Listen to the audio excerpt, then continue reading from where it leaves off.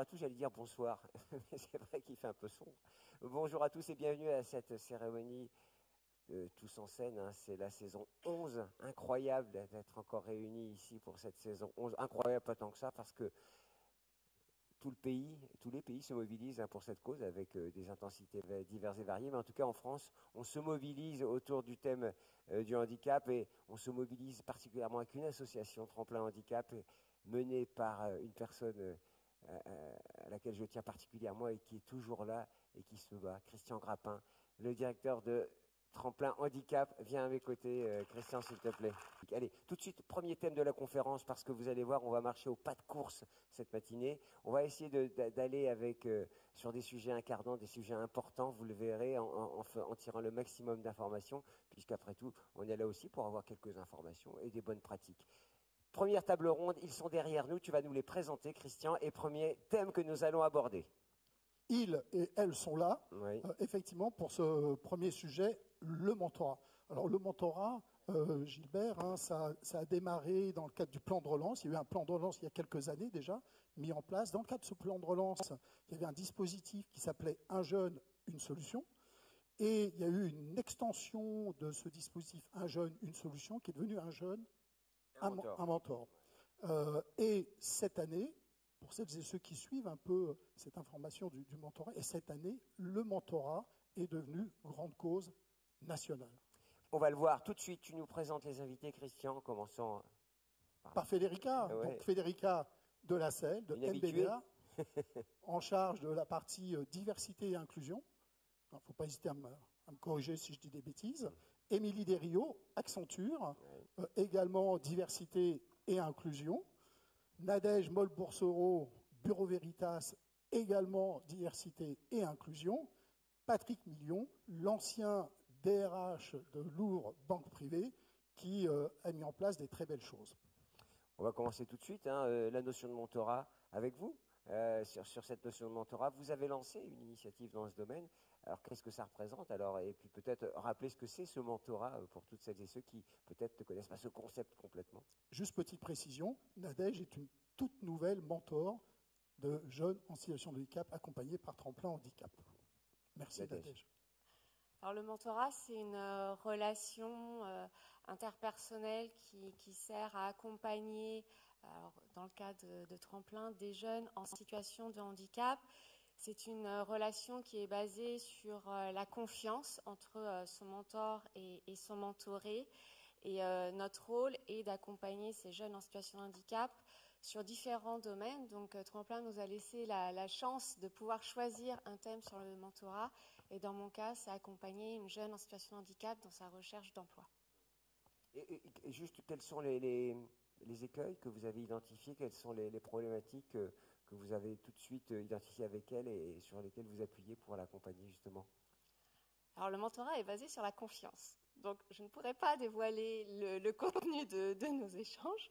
En tout cas, comment la pratique? De façon générale, ce qu'on voit avec les jeunes en situation de handicap, c'est que tout d'abord, ils n'osent pas parler de leur situation de handicap avec la personne qu'ils rencontrent dans le cadre de leur parcours de recrutement. Ils n'osent pas postuler sur certaines offres, mais c'est un petit peu comme d'autres personnes dans les entreprises. C'est peut-être la confiance. Hein, c'est peut-être le mot qu'on va. Le mentorat, c'est associé à cette idée de confiance. On continue avec vous. Hein, oui, avec Federica qui a lancé au sein de MBDA un grand mouvement pour le mentorat. Alors pas que pour le mentorat de jeunes en situation de handicap, mais c'est intéressant de savoir comment, Federica, vous avez lancé, initié ce mouvement et surtout cette mobilisation. Alors déjà, dans le micro. Alors, voilà. Ça fonctionne. Bien collé comme ça. Ce qu'on peut dire déjà dans un premier temps, c'est que nous avons, nous, au sein d'MBDA, signé différents accords dans le cadre du handicap.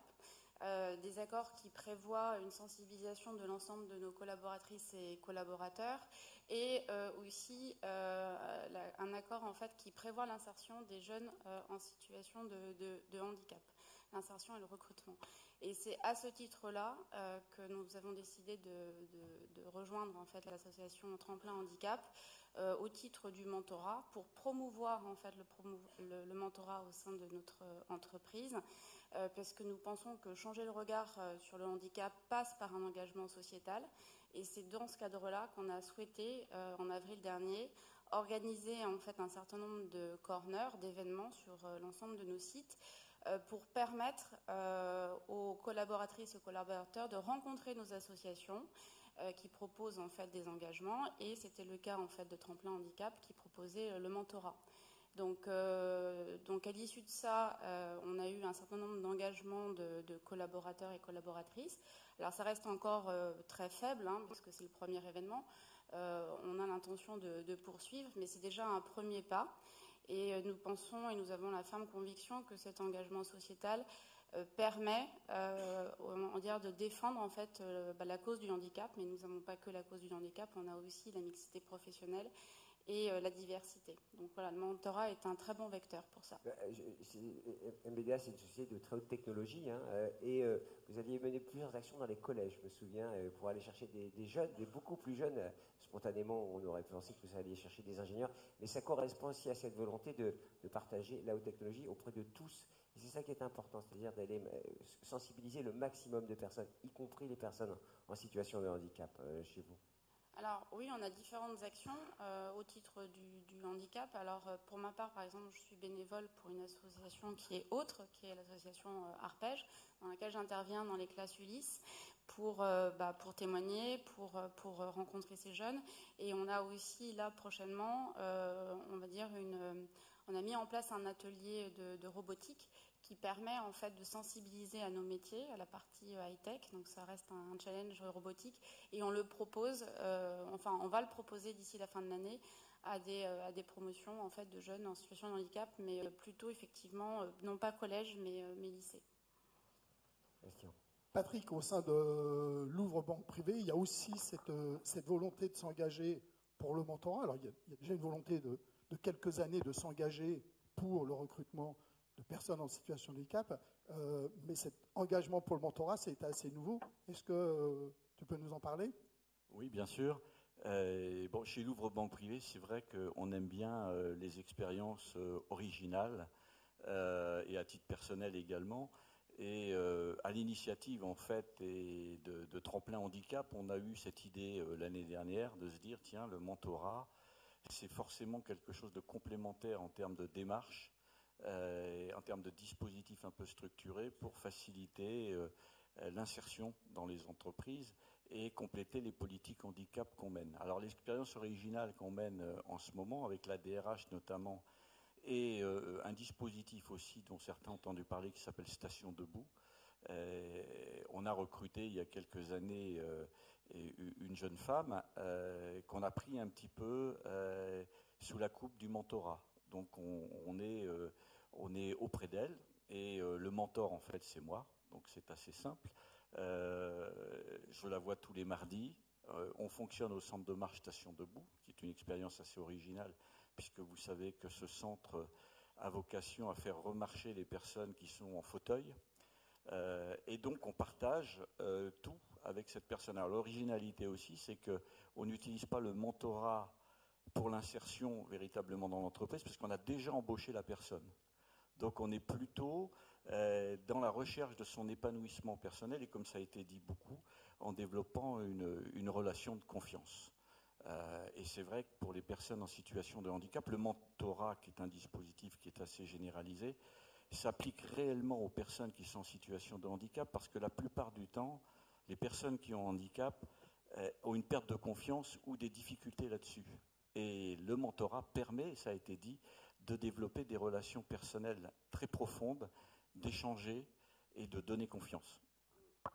Juste dans la banque, alors la très haute technologie, l'expertise technique, on peut dire comme ça, le service en fait. La banque, ça fonctionne dans tous les domaines, c'est-à-dire qu'il n'y a pas d'exclusive. On le voit bien que cette notion d'accompagnement, cette notion d'activité, elle n'est pas exclusive à un secteur ou à un autre. Et la démonstration avec la banque.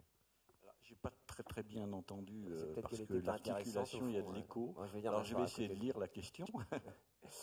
Oui, Oui, Ah oui, merci à d'accord, la c'est vrai qu'elle est transcription. très... Non, ça fonctionne dans tous les domaines. On a vu un secteur de très haute technologie. Regardez-moi, Patrick, plutôt, Oui. parce que je suis là quand même. C'est quand même... Ok. non, je disais qu'on voit bien que le mentorat fonctionne dans la haute technologie, dans l'expertise technique, y compris dans les services, la notion de banque. Et c'est vrai que ça concerne tout le monde, y compris la banque qui, pour autant, ne pourrait être un secteur qui aurait... Je crois que je suis parti dans un délire qui ne va pas très... Bref, ça concerne tous les secteurs, voilà. Gilbert, C'était le temps, idée. J'ai oublié ma question en Gilbert, le réalité. Non, ça concerne effectivement tous les secteurs, y compris la banque. Sur la focale Louvre-Banque Privée, c'est vrai qu'on est plutôt dans une phase un peu expérimentale, mais beaucoup de nos concurrents développent le mentorat comme une des modalités d'intégration dans l'entreprise, avec les mêmes atouts. Les atouts, on les connaît tous sur le mentorat, c'est le développement des compétences, la confiance, le réseautage. Tous ces éléments-là font qu'un mentoré profite du mentorat et pour l'insertion, c'est formidable. Et la banque, effectivement, est un secteur dans lequel l'inclusion est une question et donc le mentorat, comme le coaching, aide beaucoup l'intégration. Je te laisse prendre le relais. Oui, merci. L'autre fois, je regardais, il y a eu un très beau guide du mentorat dans la fonction publique, mis en œuvre par Stanislas Guérini, et j'ai lu la définition qu'il donnait du mentorat. Je vous la lis parce que je ne voudrais pas faire d'erreur. Le mentorat, c'est l'accompagnement individuel d'un enfant, d'un adolescent ou d'un jeune adulte, jusque-là tout va bien, issu des territoires ruraux ou des quartiers populaires, par un mentor qui peut aussi être lycéen, étudiant actif ou retraité. Hier, il y a aussi une déclaration d'Elisabeth Borne dans le même fond. Est-ce que pour vous, le mentorat, parce que vous en faites aussi, certaines et certains d'entre vous, de jeunes de quartiers défavorisés, de jeunes de milieux ruraux, de jeunes filles aussi, est-ce que c'est différent du mentorat de jeunes en situation de handicap ? On va vous passer la parole, là. Vous n'avez pas encore... Alors c'est une très bonne remarque, effectivement, chez Accenture, le mentorat, il est porté par la fondation Accenture qui initialement a pour vocation d'accompagner des jeunes issus des quartiers prioritaires de la ville. Et puis on s'est dit qu'après tout, il y avait plein d'autres associations dans plein d'autres domaines. Et donc on a essayé d'ouvrir ce champ du mentorat, tout d'abord auprès des jeunes filles, en devenant partenaire de la puissance du lien l'année dernière. Et puis, avec Tremplin Handicap également l'année dernière, on a eu notre premier mentor qui, je le souligne, fait partie du leadership parce que je pense que l'implication du leadership est très importante sur ces sujets-là. Et puis, donc cette année, on continue cette belle aventure. Et donc, on a 8 personnes aujourd'hui qui sont intéressées pour être mentors au sein de Tremplin. Et puis finalement, l'idée, c'est que les collaborateurs puissent mentorer auprès de jeunes dont ils se sentent le plus proches en diversifiant toutes les associations. C'est vrai que Accenture a une histoire là, assez ancienne dans le mentorat et je crois que Accenture a même est à l'origine de la mise en place de cette fameuse plateforme mentorat, un jeune à mentor entre autres. Tout à fait, oui, ça fait plus de 10 ans que la Fondation Accenture porte le sujet du mentorat et effectivement, Accenture et Octo Technologies ont développé en mécénat de compétences la plateforme.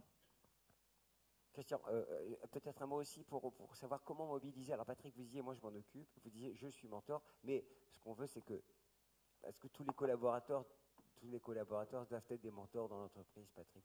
Tout le monde devrait donner l'exemple ou tout le monde devrait accompagner un jeune, pourquoi pas avec... une intensité variable, j'imagine qu'on ne peut pas consacrer un temps plein à ça, mais j'imagine qu'on peut consacrer du temps.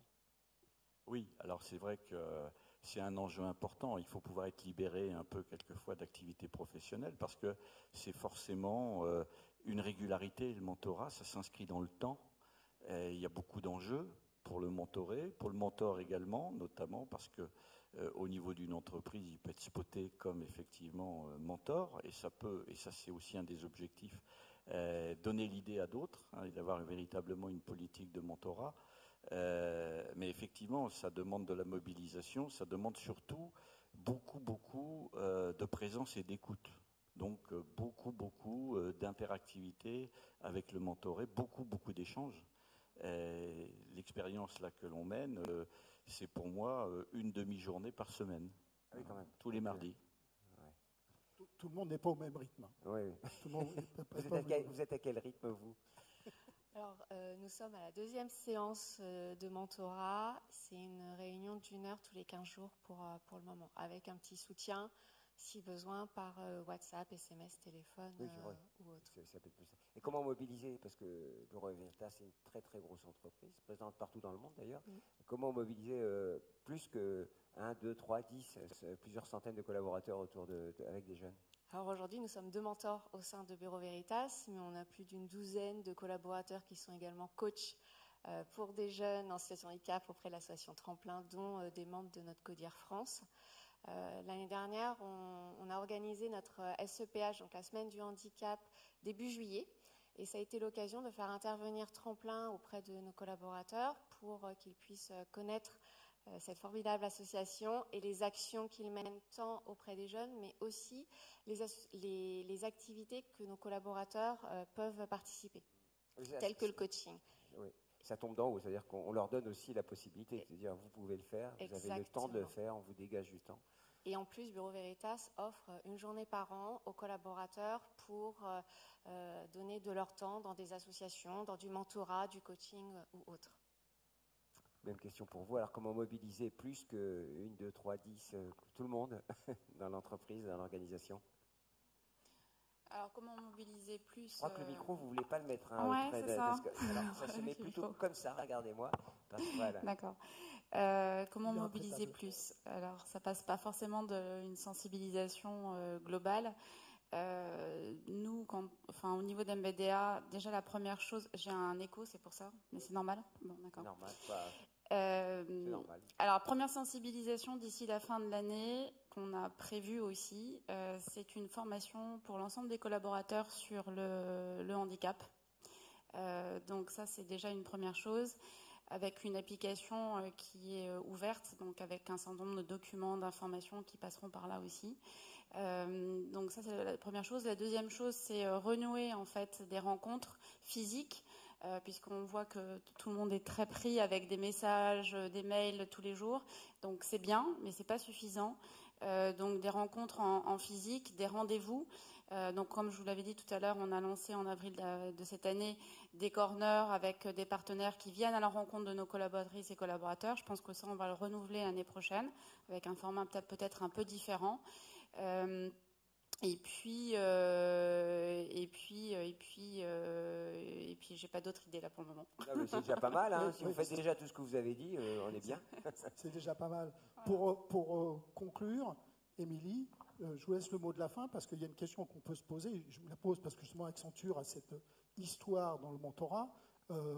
Avec ces 10 ans, quel retour, quel impact auprès des collaborateurs? Alors, auprès des collaborateurs, c'est plus de 1000 mentors sur ces 5 dernières années et on observe vraiment un engouement, surtout sur ces dernières années, parce que finalement, les collaborateurs cherchent aussi à donner du sens à leur travail et souhaitent transmettre. Et donc, on a de plus en plus de demandes. Aujourd'hui, c'est vraiment ancré dans la culture d'entreprise. Et un dernier point que je voulais souligner, ce qui était important, c'était vraiment que les mentors ne sont pas laissés à eux-mêmes. Il y a une vraie formation en amont des mentors. D'ailleurs, vous le proposez très bien chez Tremplin, parce que finalement, le mentor, ça ne s'improvise pas. Il faut vraiment que ce soit très cadré. Ben voilà, on espère que tout le monde va faire comme vous. Bravo en tout cas, et puis c'est un bel exemple à suivre. Première table ronde, Christian, qui vient de s'achever. Première table ronde, je crois Merci. qu'on peut applaudir effectivement les intervenants. Federica, Émilie, Nadège et Patrick, merci. Merci aussi, je voulais en profiter pour remercier les interprètes en LSF et puis la transcription, donc vous voyez, et puis le on est son, complètement l'événementiel, toutes les équipes qui font de cet événement. Merci beaucoup. Qu'ils soient au top. Pendant que nos invités suivants, est-ce qu'ils se connaissent, est-ce qu'ils savent qui ils sont, Oh, qui doit venir on nous pourrait faire un rejoindre? test. On dit bien maintenant, on démarre la table ronde sur le Numéro 2. sujet recruter et on voit si des gens se lèvent, viennent. Voilà.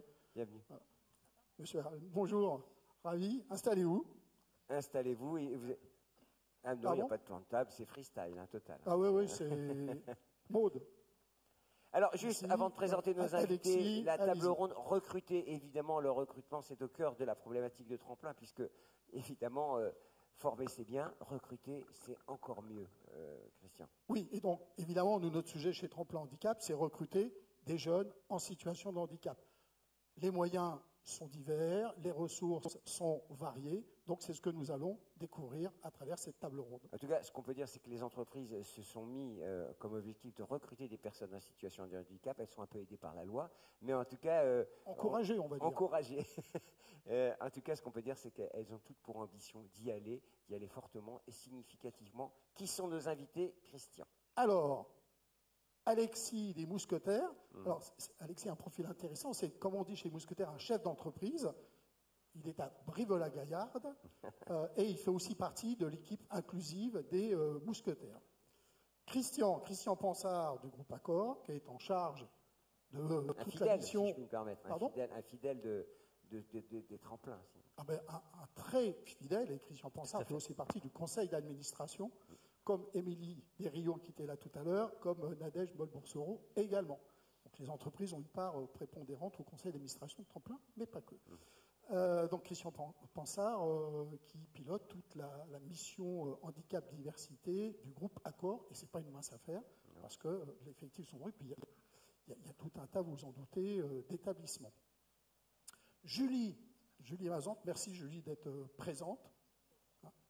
On ne dit pas aux gens que vous êtes sortis de votre lit exprès pour venir, parce que vous étiez fébrile. Non, ça on ne le dit pas. Ça ne les regarde pas, on est d'accord? Bon.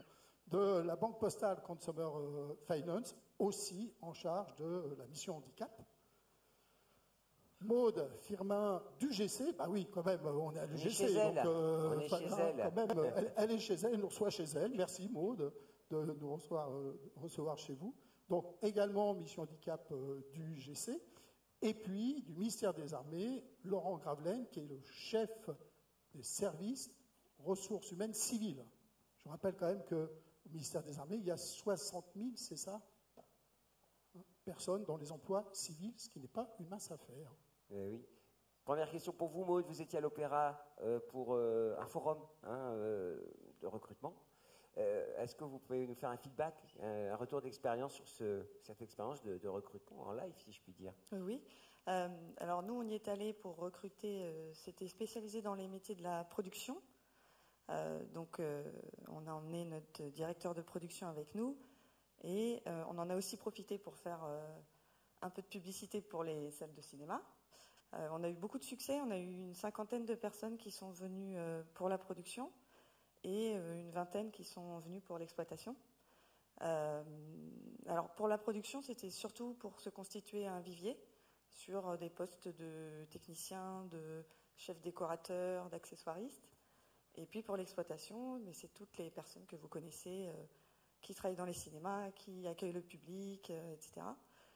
Donc ça a été un gros enjeu pour nous et une belle expérience puisque c'était la première fois qu'on faisait un salon et notamment dédié au handicap. Donc c'était vraiment une belle expérience. On n'a pas eu de recrutement derrière parce que sur l'exploitation c'est plus complexe à mettre en œuvre chez nous et sur la production c'était vraiment pour se constituer un vivier.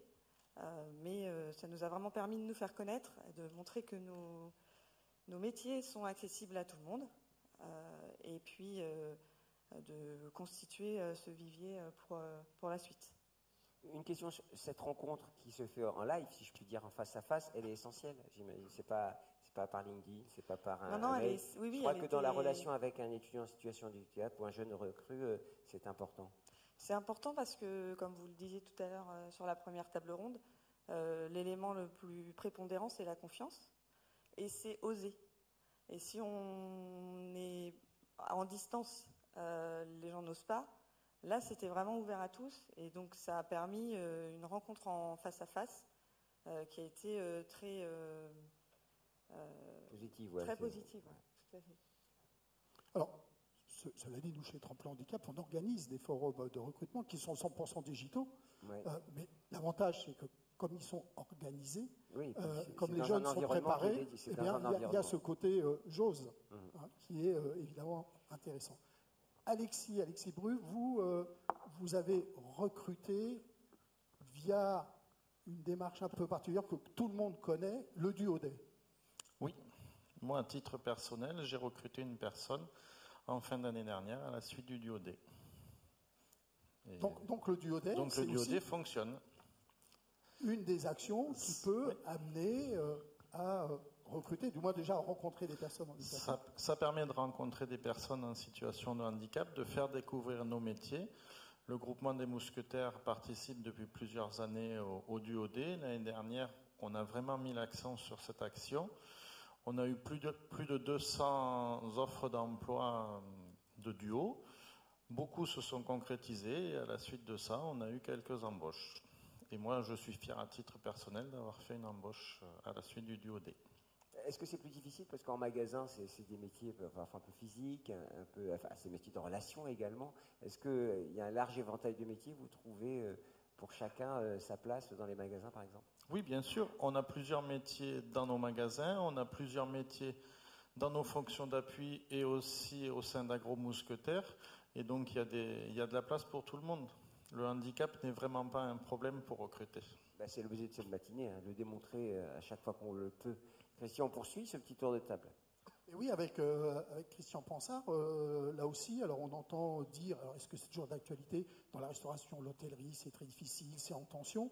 Est-ce que c'est un obstacle ou au contraire, est-ce que c'est du coup une facilité pour recruter des personnes en situation de handicap et plus particulièrement des jeunes?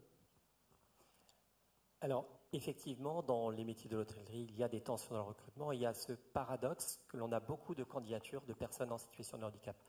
Parce qu'on participe à beaucoup d'opérations, notamment toutes nos offres Accor en France sont interfacées avec les sites spécialisés, notamment de l'AGFIP. On a actuellement 3000 offres au jour le jour et on a plus de 1600 candidatures de talents en situation de handicap. Et il faut faire matcher les deux, entre cette pénurie d'un côté et puis de l'autre, eh bien, ce vivier de talents que l'on a. Et par rapport à ça, nous participons à différentes opérations et notamment nous mettons en place des promotions d'alternants pour les jeunes justement, avec notamment Unir Transition, qui forme les jeunes, qui va les sourcer et puis permettre de former les jeunes pour les diriger vers nos métiers. On le fait aussi parce que Accor, c'est des métiers support aussi avec les sièges, les filiales que peut avoir sur des métiers du numérique. Et là, on vise à faire une formation avec Simplon, créer une promotion d'alternants de 15 alternants dédiés au groupe Accor, pour aller sourcer les personnes et les former sur les métiers du digital pour intégrer les sièges également. Voilà, c'est... Christian, vous qui avez un track record important sur le sujet de l'inclusion, je vais me rapprocher parce que j'ai l'impression qu'on ne m'entend pas. Hop. Vous qui avez un track record important sur l'inclusion... N'effraie pas les intervenants. Je peux m'asseoir à côté de lui également. Mais est-ce que la situation a évolué? Vous disiez l'alternance, qui est un nouveau dispositif, le recrutement, des espaces. Est-ce que vous diriez que ça a évolué, ça a accéléré ces derniers temps? Alors, oui, on s'appuie aussi sur des opportunités comme les événements sportifs qui se déroulent en ce moment. On a les championnats du monde de para-athlétisme, on a les championnats du monde de rugby, mais également rugby fauteuil qui vont se dérouler prochainement.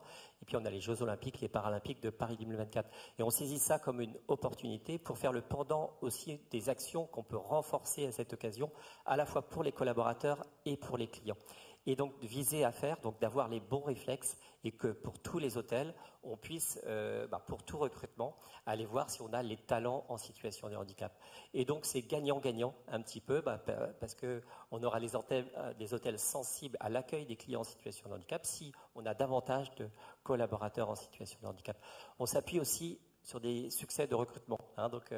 Et pour faire le lien des fois avec le sport, on a recruté un sportif paralympique qui prépare les Jeux paralympiques de Cécifoot et qui travaille, qui est non-voyant, et qui travaille à l'accueil d'un hôtel, le Pullman Paris Tour Eiffel. Et là, c'est montré aussi que c'est possible. Donc s'appuyer sur ses succès, puisque c'est lui qui accompagne les clients dans leur chambre, et c'est une expérience extraordinaire à la fois pour les clients et pour les collaborateurs. Et on montre aussi tout ce que ça apporte de positif. Et d'autres succès aussi pour recruter des personnes avec un handicap plus invisible, comme une personne qui a le trouble du spectre autistique.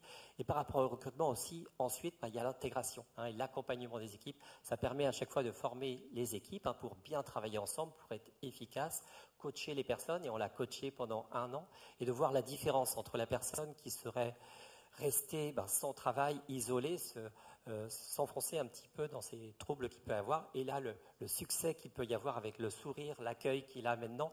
Il intervient lui aussi maintenant en table ronde avec moi, et c'est extraordinaire parce que c'est lui qui s'exprime sur l'intégration qu'il a pu avoir et sur tout ça, et on s'appuie sur ces éléments-là pour dire c'est possible, allez-y, foncez. Merci beaucoup, Christian. Julie, au sein de la Banque Postale Consumer Finance, comment on recrute les jeunes? Parce qu'il y a effectivement l'emploi direct, mais il y a aussi, on a vu la voie du duodé, il y a l'alternance, il y a les stages, il peut y avoir aussi ces fameuses PMSMP, ces périodes de mise en situation en milieu professionnel. Pour une fois, j'arrive à le dire sans me tromper. Alors, quelles sont les ficelles, les outils qu'on utilise à la Banque Postale Consumer Finance? C'est une très bonne question, Christian. Chez LBPCF, on essaye d'utiliser toutes les actions, à la fois du coup la partie PMSMP, je vous laisse l'acronyme, vous l'avez très bien cité, qu'on a pu organiser notamment sur un profil qui était en reconversion, parce qu'on pense aux jeunes donc pour valider leur projet professionnel, mais il y a aussi des projets de reconversion qui peuvent se traiter sous cet angle-là. Sur la partie emploi des jeunes, ce qui va intéresser aussi nos alternants et nos stagiaires, on propose évidemment chaque année une vingtaine de jobs d'été, une trentaine de postes en alternance également, qui sont accessibles à toutes et à tous, que vous soyez en situation de handicap ou pas évidemment, du CDI.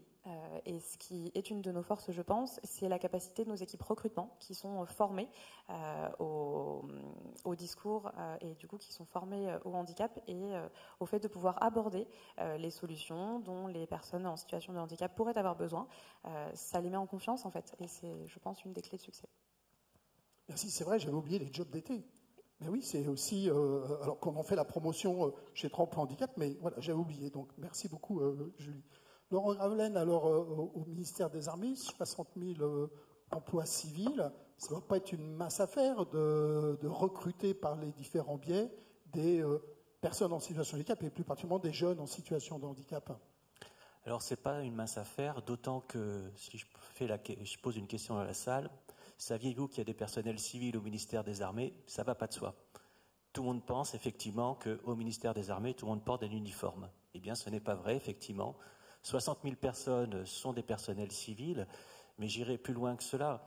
Je pense que nous sommes le ministère qui proposons le plus grand nombre de métiers. Qui sait qu'au ministère des Armées, nous avons des hôpitaux, nous avons des musées, nous avons des secteurs industriels, et nous avons également des secteurs qui sont l'administration générale, la restauration, le développement durable. Toutes ces politiques publiques sont portées au sein du ministère.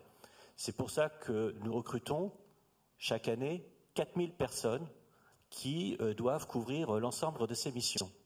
Donc, le premier défi qui est le nôtre, c'est déjà de faire connaître la diversité de nos métiers. Alors, comme l'ont dit les précédents intervenants, on a à peu près tous les mêmes leviers. Le premier levier, effectivement, ce sont les stages. Le second, c'est l'apprentissage, puisque nous sommes l'un des premiers recruteurs d'apprentis. Nous faisons plus de 2500 apprentis chaque année dans l'ensemble des secteurs. Et peut-être la spécificité, puisque nous aussi nous sommes partenaires du DUOD, donc je n'y reviendrai pas, c'est ce que nous appelons, et qui est un dispositif qui, je pense, n'est pas connu, qui s'appelle les contrats armée-jeunesse. Ces contrats... Caisse.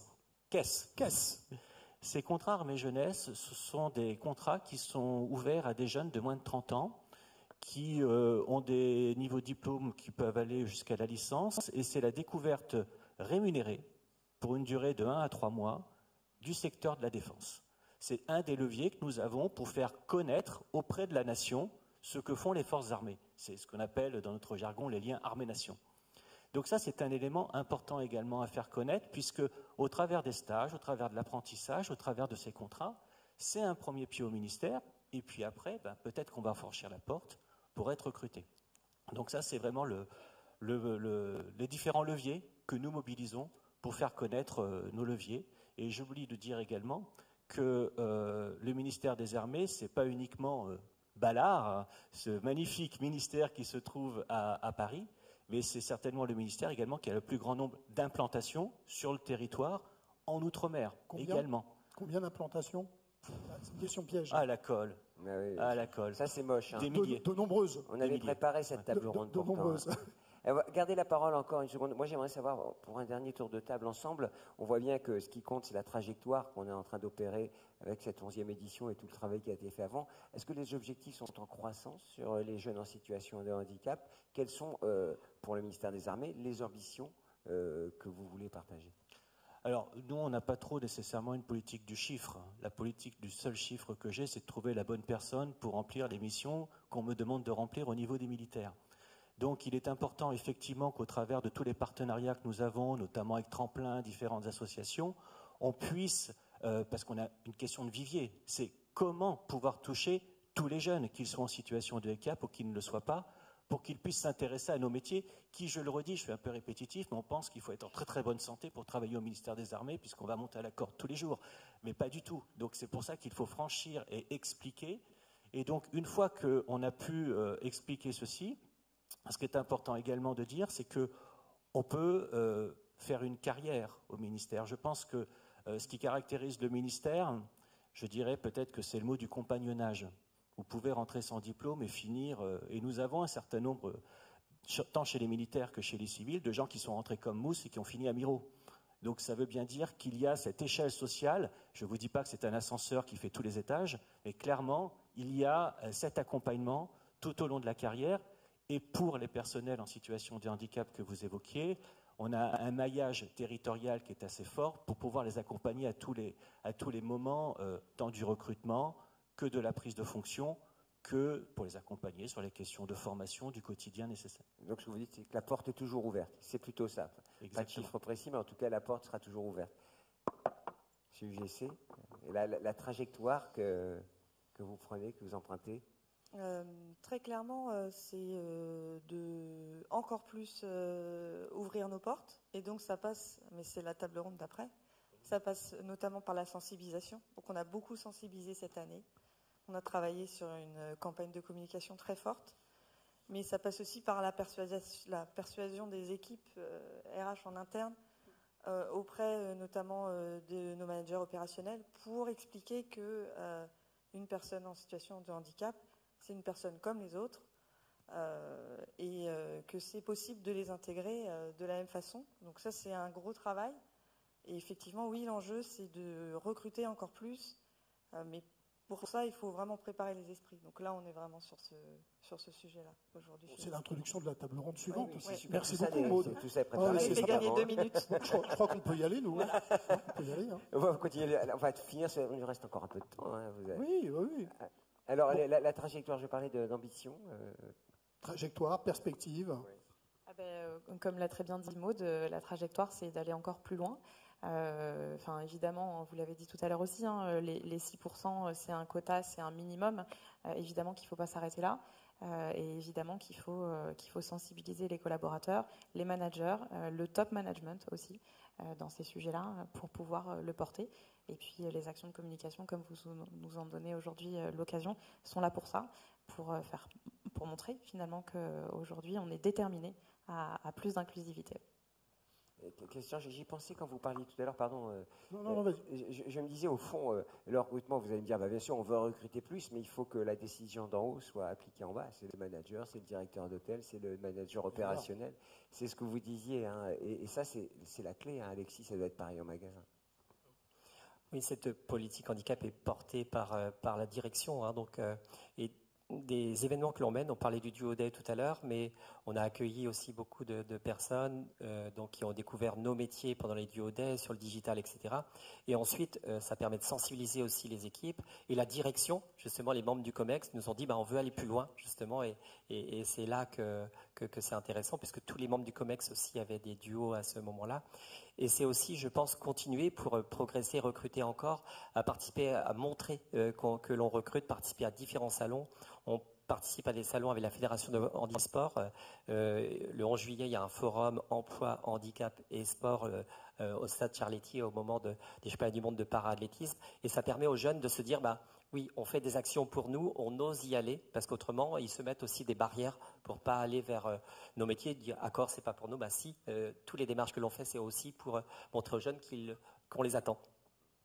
Alexis Bru, vous êtes chef d'entreprise, vous êtes en charge d'un magasin, mais aussi vous faites partie de l'équipe inclusive du groupe des Mousquetaires. Alors, est-ce que tous les chefs d'entreprise portent cette volonté de recruter des personnes en situation de handicap et mettent en place quelques règles communes? Est-ce que chacun fait un peu ce qu'il veut?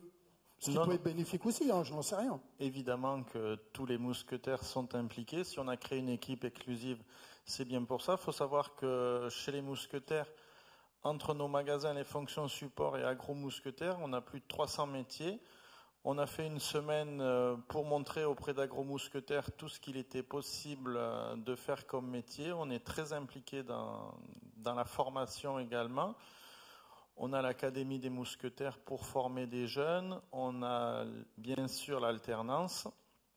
Et on a créé également très récemment une campagne de communication Tous mousquetaires qui montre auprès de nos collaborateurs et également auprès des jeunes qu'on est très impliqué dans le recrutement des personnes en situation de handicap et que c'est possible de venir travailler chez les mousquetaires. On accueille tout le monde. Ben oui.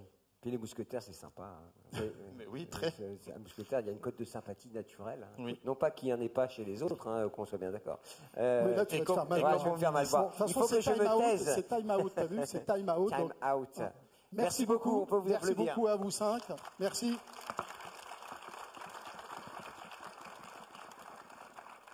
C'est terrible parce que quand on parle en direct, on dit parfois des bêtises et puis c'est retranscrit instantanément. Donc il faut vraiment que je fasse très attention. Hein, Christian, il faut faire attention à ce qu'on dit. Parce que j'ai demandé à garder tous les textes, hein, les bien sûr. textes. Alors la table ronde suivante, elle a déjà été annoncée. Mais oui, mais c'est par Maud, formidable. Voilà nos invités comme sont là. quoi, c'est assez logique quand C'est même. logique, ce qu'on mais tout propose, ça est hein. très clair et préparé. Allez-y. Sensibiliser. Qu'est-ce que c'est ce thème? C'est quoi ce thème? Prenez place. Oui, le thème. Mais t'as pas écouté là? Mais non, mais tu vas nous le Pour rappeler. mieux recruter, il faut sensibiliser. Alors, en plus, on a déjà toute notre introduction parce qu'il faut sensibiliser les recruteurs, il faut sensibiliser les managers. On l'a entendu dans la table ronde tout à l'heure. Vraiment, merci, on vous réinvitera.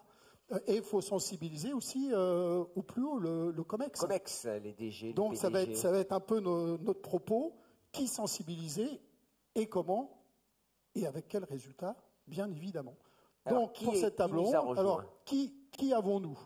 Eh bien, nous avons Naïs Bonamy, Jean Roy, qui est en charge de la mission diversité et inclusion. Il y a beaucoup de diversité et inclusion de SOR. SOR qui est une toute nouvelle entreprise. Oui, qui vient d'arriver dans la famille. Oui, Tremplin. exactement. Bienvenue. Nous avons aussi Géraldine Vial-Kramer, directrice talent, culture et innovation RH. Parfois, il y a des fonctions, c'est pour ça qu'il faut les écrire, parce qu'elles sont quand même très longues, de KPMG, partenaire de longue date, pour Louvre-Hôtel Aurore Mercier, qui est directrice talent, management, mais oui, c'est bon. Bon, faut pas hésiter à me corriger. Hein. Pour OPCO EP entreprise de proximité, Sophie Oco. Bonjour Sophie. Responsable service, partenariat et alternance. Et puis je termine avec Géodis, avec Anne-Elisabeth Duchesne, qui est senior vice-président, talent acquisition, virgule, engagement, virgule, diversity and inclusion. Inclusion. In English. Voilà. Bon, ça nous a pris presque tout le temps de Oui, notre table ronde. On a tout dit, hein, de toute façon, tout est dit dans le titre. On va commencer par vous. Avec un titre comme ça, on ne peut que commencer avec prenez le micro. Ah oui, bravo. Bravo. Alors, mais c'est vrai que sensibiliser, c'est important. On l'a dit, les managers, si le patron ne montre pas l'exemple, mais aussi si au niveau opérationnel, on parlait des magasins. Dans les magasins, il faut aussi démontrer. Je crois que c'est un effort de tous les instants. D'ailleurs, quand je vous ai vu arriver, je me suis dit, voilà celles qui vont frapper à la porte pour dire voilà ce qu'il faut faire et qui parfois doivent aiguillonner l'entreprise et toujours mobiliser. C'est ça? Alors oui, c'est vrai que sensibiliser, c'est très important, mais c'est l'affaire de tous. On l'a dit tout à l'heure, il faut mobiliser nos boards parce qu'il faut qu'ils incarnent la diversité et l'inclusion. Il faut mobiliser nos managers puisqu'il faut qu'ils soient sensibilisés, qu'ils facilitent l'accès à tout type de personnes dans notre entreprise. Et puis les collaborateurs aussi, les sensibiliser, juste leur permettre de comprendre ce que c'est le handicap. Alors quand je dis, pour moi le handicap c'est la diversité, c'est black, blanc, des problèmes de religion, d'ethnie, c'est vraiment dans l'ensemble de la diversité. Et c'est vrai qu'il faut qu'on combatte en fait tous ces préjugés. Donc on travaille là-dessus et on souhaite vraiment que ça soit l'affaire de tous et pas seulement l'affaire des ressources humaines et de quelques managers qui soient impliqués. Et vous sentez qu'ils se mobilisent? Parce que justement, moi, quand on dit qu'il faut aller mobiliser les patrons, les PDG, les DG, les actionnaires, whatever, toutes les parties prenantes, est-ce que vous avez le sentiment qu'il faut convaincre ou finalement tout le monde est enclin à porter ce sujet? Il y a toujours une petite touche où tout le monde va être enclin. Par contre, pour qu'ils prennent le sujet en main, pour qu'ils avancent, il faut communiquer. Et en fait, je crois que sensibiliser, c'est communiquer. Parce qu'il faut vraiment être là en permanence et redire, continuer, avancer, avoir des actions, mais surtout communiquer, avancer. Et c'est vrai que Tous en scène, chez Géodis, alors moi, c'est ma première participation, mais Géodis, c'est la 3e. Mais c'est vrai que ce concours nous aide vraiment au niveau de Géodis, au niveau de nos collaborateurs. Nous sommes, je crois qu'on est l'entreprise dont les collaborateurs participent le plus. C'est la 2e fois qu'on est les plus nombreux. Et ça nous permet vraiment de sensibiliser parce qu'on fait passer sur tous nos écrans, dans nos sièges, les vidéos. Et je vais utiliser un certain nombre de vidéos que j'ai vues cette année dans les différentes catégories pour sensibiliser, parce que j'ai trouvé qu'il y avait beaucoup d'ingéniosité, beaucoup de justesse dans le ton des vidéos. Et je me dis que c'est le meilleur moyen de sensibiliser les gens et de les amener à voir ça. Les vidéos, c'est un super format. Donc, c'est un superbe outil de sensibilisation. Et nous-mêmes, nous l'utilisons aussi. Aurore Mercier de Louvre-Hôtel, je vous donne naturellement la parole après ce qu'a dit Elisabeth, parce que vous aussi, je crois que Tous en scène, en termes de sensibilisation, a eu quelques répercussions au sein de Louvre-Hôtel. Effectivement, pour nous, le fait de participer à Tous en scène a permis d'avoir un vrai élan au sein de nos établissements, au sein de nos hôtels, pour aborder le sujet. Notamment, les équipes se sont organisées à certains endroits pour visionner ensemble les films. Et pour nous, ça a été vraiment une sorte de déclencheur pour prendre la parole de manière innovante, pour dédramatiser le sujet. Au-delà de ça, la manière dont on sensibilise, alors bien sûr, on l'a déjà dit, il faut que ce soit à tout niveau de l'organisation, il faut que ce soit impulsé par le COMEX, il faut que tous les managers soient embarqués. Et par manager, chez nous, j'entends aussi les directeurs d'hôtel, puisque ce sont eux qui recrutent. Et on croit aussi beaucoup au partage d'expériences et au témoignage. C'est vraiment quelque chose sur laquelle on travaille sur chaque sujet RH, si je peux dire. Et donc, ça passe d'une part du partage d'expériences, d'une part de managers qui ont recruté avec succès des collaborateurs en situation de handicap. On va aussi privilégier les témoignages de collaborateurs en situation de handicap en interne.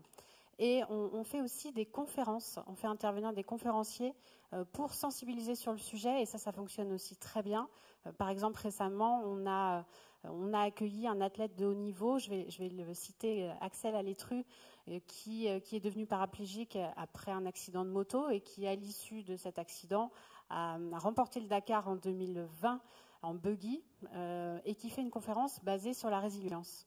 Et c'est assez extraordinaire la force de sa parole, de son témoignage de vie, la force que ça a eu auprès de nos collaborateurs qui voient le handicap de manière totalement différente. Et c'est ce genre de prise de parole qu'on aime faire au travers de nos actions de sensibilisation. Sophie, je vous passerai la parole à la fin parce qu'on part alternance, si vous êtes d'accord. Hein. On va continuer ce tour de table avec les entreprises sur la... Avec Géraldine de KPMG. Oui, Géraldine qui est à mes côtés. Je sais que c'est Géraldine à mes côtés. Tu sais que c'est le KPMG? Oui. J'avais même Accenture tout à l'heure. Donc on a les gros... Ah bah oui, on n'a que des belles entreprises. Que des belles entreprises. Alors même question sensibiliser dans des grands cabinets comme ceux-là aussi, on l'a vu. Hein, c'est une action forte qui est menée. Comment vous faites et comment vous appréhendez ce sujet? Alors peut-être pour compléter, effectivement, c'est un peu une approche multicanale. En fait, qu'on peut avoir, on peut pas juste envoyer des mails, ça suffit pas. On peut pas, on fait des conférences. Alors, on a aussi accueilli Axel Alétru, on a aussi accueilli Olivier Goy, qui est incroyable aussi en termes de force et une vraie incarnation de la vie, donc avec un message très puissant. Qui est Olivier Goy? Olivier Goy, c'est le CEO de d'October. Et en fait, il est atteint de la maladie de Charcot. Il a d'ailleurs sorti, je crois que c'est encore dans les salles, un magnifique film qui s'appelle Invincible été. Et c'est un magnifique message de vie. Je vous encourage tous à aller le voir. C'est très poignant, c'est très émouvant. Et en fait, c'est pas du tout dans le pathos. C'est vraiment un grand message de vie et de force de caractère. Donc c'est vraiment très puissant. On l'a fait venir. On l'a fait animer cette table ronde. Vous parliez justement que ça devait pas être un sujet DRH. On est totalement alignés. Naturellement, c'est un sujet porté bien évidemment par les RH, mais il faut qu'on trouve des sponsors dans les métiers. Et nous, toutes nos tables rondes, on les fait animer par des associés du business pour justement montrer cet ancrage et porter cette parole.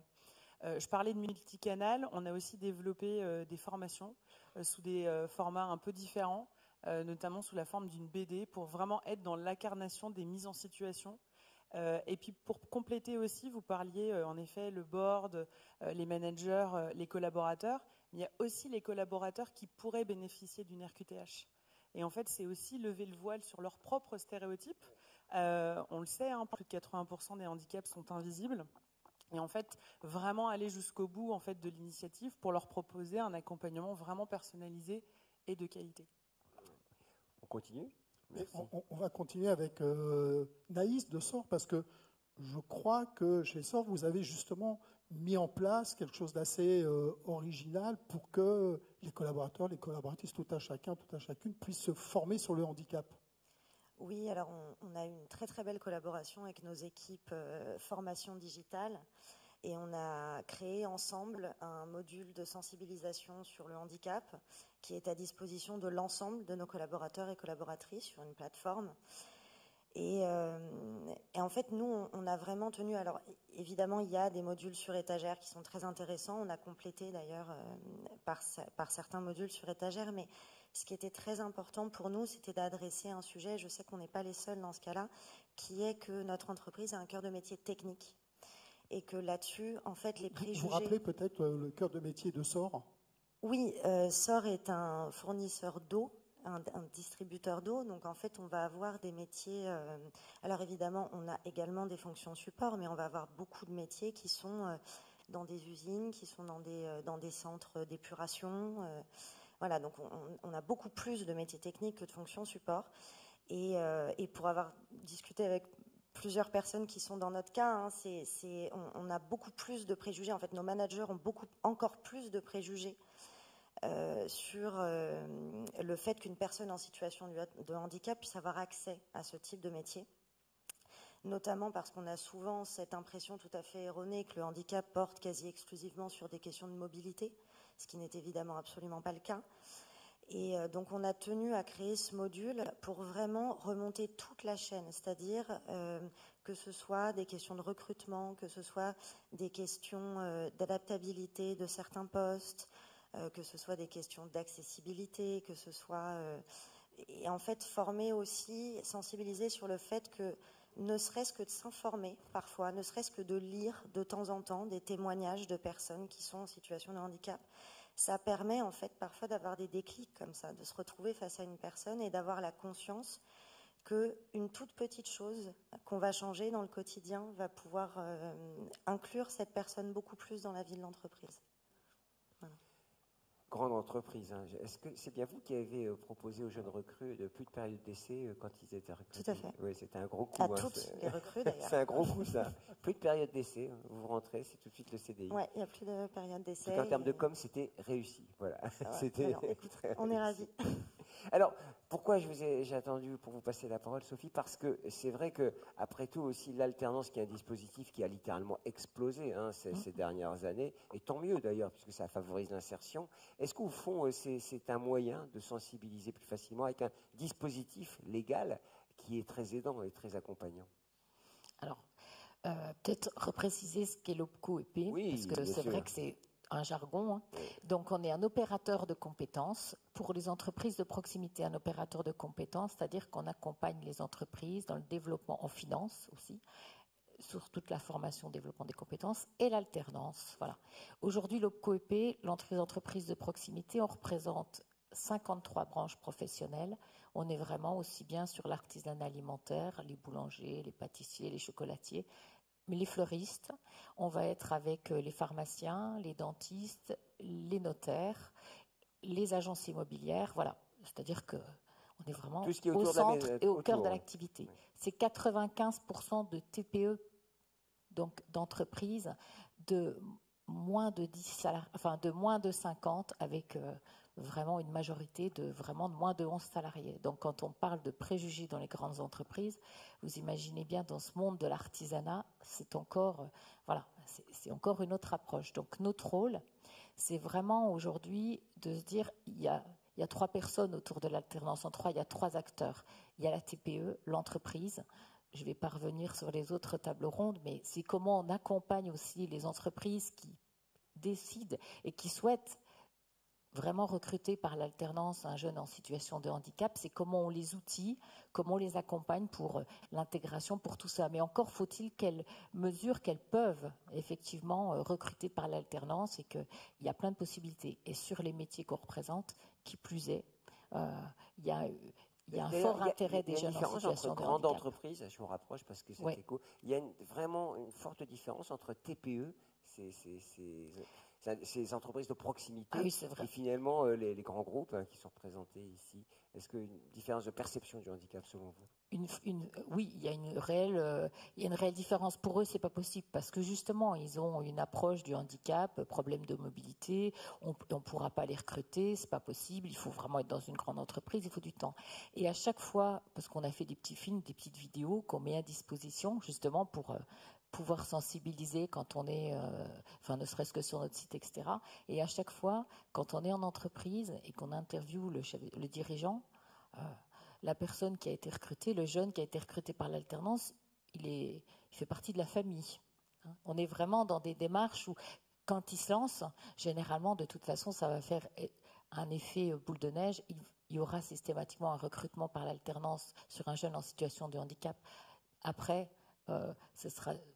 ils vont recommencer. Ils recommenceront l'expérience. Voilà. Mais encore faut-il démarrer. Après, il y a des jeunes. Donc, les jeunes, on parlait c'est aussi quand on est sur un salon, etc. On a fait des petites BD, on a fait des choses comme ça. Pareil, des témoignages de jeunes qui ont réussi leur contrat en alternance en situation de handicap. Et puis, avec Tous en scène, on a essayé d'engager une démarche vraiment de sensibilisation encore plus forte avec les CFA, avec lesquels on travaille. Donc, on a co-animé un webinaire justement pour présenter la démarche là au printemps. On l'avait déjà fait l'année dernière. On a une 50aine de CFA qui viennent. Donc, on en a quand même de plus en plus. On voit qu'ils se lancent et qu'ils le proposent à leurs jeunes en disant, voilà, c'est un challenge, mais on en a qui sont présents là. Donc, c'est très bien. Et là, on a à peu près vraiment 1000 CFA avec lesquels on travaille beaucoup. Alors, je ne l'ai pas dit, mais on finance plus de 1500 contrats, plus de 150 000 contrats en alternance. J'avais ce chiffre en tête. Plus de 150 000 contrats en alternance sur une année. Donc, vous avez le pourcentage sur les jeunes en situation de handicap ? Ça monte tout doucement. C'est 1,5, 1,7, mais là, c'est %. Donc, mais là, je vois à mi-juin, on en a déjà plus de 1200. Donc, on sait que ça devient un peu plus significatif. Et si on regarde par rapport au nombre aux autres OPCO, quand on se compare un petit peu, on est plutôt sur la bonne moyenne, mais parce que effectivement on y passe du temps, et puis parce qu'on est certainement, en tout cas, on a un partenariat avec la GFIP notamment, mais aussi avec des CFA dédiés qui ne financent et qui accompagnent les jeunes dans ces situations-là. Ils nous disent qu'on est sur des métiers et des secteurs d'activité où les jeunes en situation de handicap sont souvent intéressés par nos métiers. Voilà. Donc ce qui est bien, ce qui est rassurant au fond, c'est que l'effet d'aspiration de l'alternance a profité à tout le monde. Et ça, c'est très très bien. Il nous reste 3 minutes, on peut faire un dernier tour de table, Christian ? Oui, volontiers, mais moi j'ai une question, c'est que faudrait-il encore faire mieux en termes de sensibilisation, et derrière ça, c'est quels sont les obstacles que vous rencontrez encore aujourd'hui dans le manque d'impact ou le peu d'impact de ces différentes actions, outils de sensibilisation auprès des COMEX, des collaborateurs, des managers, des recruteurs. Que faudrait-il faire pour faire mieux ? En 1 minute. Très rapidement. Je pense que nous, en tout cas, on a un vrai sujet sur le maintien dans l'emploi. Et la sensibilisation, pour nous, joue beaucoup là-dessus. Sur le fait que les personnes aient accès à la RQTH. En fait, ne serait-ce que ça, parce qu'on est conscient en fait que dans la plupart des grandes entreprises aujourd'hui, on a beaucoup de collaborateurs en situation de handicap qui ont peur de se déclarer parce qu'ils craignent que ce soit un frein à l'évolution de leur carrière.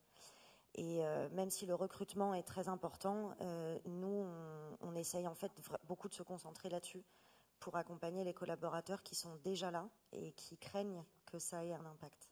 Donc la RQTH, on est d'accord, c'est la reconnaissance de la qualité de travailleur handicapé, ce qui permet d'avoir une reconnaissance administrative de situation de handicap et qui permet du coup à l'entreprise, évidemment, de comptabiliser les personnes qui ont une reconnaissance administrative. Il n'y a pas que la RQTH, d'abord, mais de le comptabiliser dans l'effectif. Allez, une bonne pratique pour finir, comment sensibiliser vraiment définitivement tout le monde. Cette entreprise à mission. Non, mais je suis désolée, je vais un peu rebondir et peut-être être redondante, mais c'est vraiment le côté de libération de la parole. En fait, de tous côtés, c'est-à-dire faire en sorte que les collaborateurs qui sont en situation de handicap et qui bénéficient ou pas d'une RQTH, mais prennent la parole et s'affichent, entre guillemets, osant parler librement à la machine à café, parce que c'est comme ça qu'en fait on va faire tomber les stéréotypes. Et puis peut-être un deuxième point, c'est, vous parliez de trajectoire tout à l'heure, je suis tout à fait d'accord. En fait, on est sur du temps long, en fait.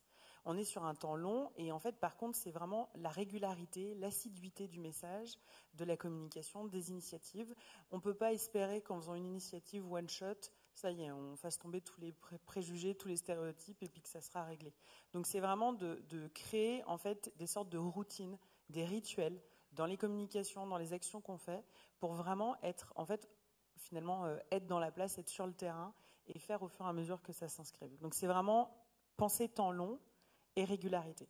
Ne rien lâcher. Ne rien lâcher, jamais. C'est une valeur du sport, hein, en plus. Hein. C'est vrai. Never give up. Never give up. Never give up. Anne-Elisabeth. Moi, je regardais le temps. Bah non, quand même, on va non, pas. Non, mais on assure. Moi, je suis complètement alignée avec les deux derniers témoignages. Aujourd'hui, nous, on essaye de mettre en place des témoignages et on essaye de trouver des personnes chez nous handicapés qui veulent bien témoigner, et c'est très complexe. Il y en a très peu qui souhaitent, alors qu'on voulait vraiment casser les barrières et dire voilà, vous voyez bien, on bosse comme tout le monde et tout va bien. C'est beaucoup plus facile lorsqu'on est parent de personnes handicapées, qui est mon cas, où je trouve beaucoup de collaborateurs comme moi on est capable de témoigner. Et de l'autre côté, au niveau des personnes en situation de handicap, même si vis-à-vis de moi, elles sont plus ouvertes, on peut se parler, elles ne veulent pas prendre la parole, elles ne peuvent pas faire de vidéos. Il faut continuer, quoi. Il faut continuer, et c'est la récurrence. Merci beaucoup. Alors moi, je dirais qu'il faut qu'on continue à accompagner nos managers, parce que même s'il y a beaucoup d'envie, il y a encore beaucoup d'appréhension également. Et donc, certains se demandent s'ils vont être à la hauteur d'intégrer, d'accompagner, de former au quotidien des jeunes en situation de handicap. Donc, pour nous, ça va passer par de la formation sur laquelle on est en train de travailler. Voilà. Merci. Sophie ? Je dirais faciliter et accompagner. On disait, c'est faire reconnaître, mais c'est aussi, y compris les parents, sur l'alternance, quand on échange avec les CFA, c'est quand même, il y a au moins encore 5 à 10% de jeunes qui, quand ils arrivent sur une alternance, commencent très vite en échec et n'ont pas fait reconnaître leur handicap. Voilà. Souvent, les parents l'ont pas perçu, l'ont pas repéré, voire ne souhaitent pas, même le jeune. Donc, c'est aussi comment nous, on accompagne les CFA qui ne sont pas armés non plus pour ça, pour pouvoir se dire on accompagne les jeunes, les parents, pour faire reconnaître la situation du handicap et adapter le projet de formation aux jeunes. Parce que le but, c'est quand même qu'ils puissent bénéficier d'une formation et qu'ils puissent ensuite trouver sa place dans une entreprise. Et ça, il y a encore, là aussi, un gros travail de sensibilisation et d'accompagnement, voire de professionnalisation des CFA si on parle de l'alternance. à tous les niveaux, à tous les instants de la vie. Je crois que c'est ça qu'on retiendra. Il faut mobiliser. Christian, viens avec moi, parce qu'on a fini. Merci, Christian. D'habitude, tu as bien être tout seul. Merci beaucoup, mesdames. Merci, on peut vous applaudir. Merci à vous. Sophie, Christian, c'est la fin de ce premier round de table ronde. Je crois qu'on a dit des choses passionnantes. Christian, juste le programme. Le programme, un petit moment là pour souffler. Vous pouvez rester ici. Vous allez voir tous les films qui ont été présentés en il y a Indiana Jones, Maud, c'est le blockbuster. C'est pas dans cette salle. C'est pas dans cette salle. Non, c'est pas. Je l'expliquerai plus tard. Pourquoi? Non, c'est pas grave, Gilbert. C'est pas grave. D'accord. Ok. Et puis on reprend à 10h. C'est pas dans cette salle. Je dis on peut regarder les films. Oui, 10h30. Oui, on a quand même grignoté 12 minutes. On a grignoté 12 minutes. Voilà. Merci Christian. À tout de suite pour ceux qui sont aussi à distance. Merci. À tout de suite. Merci beaucoup.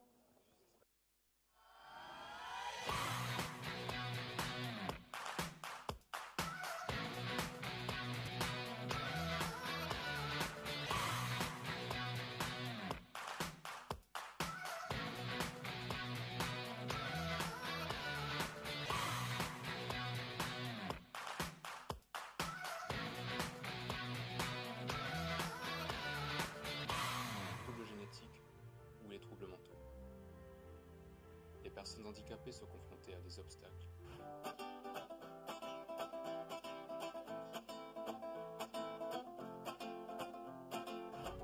Je veux vivre librement, sans qu'on me regarde différemment. Mais je dois m'adapter à un monde... Non, ça va pas du tout. J'arrive pas à contrôler mes tics. Fuck! J'arrive pas à contrôler mes tics.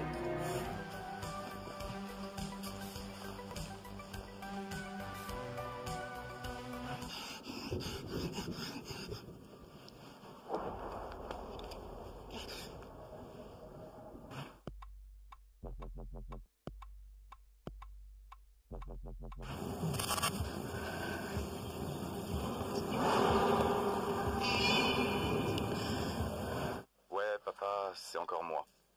J'ai pas beaucoup de réponses de ta part ces derniers temps. Elle me manque aussi, tu sais.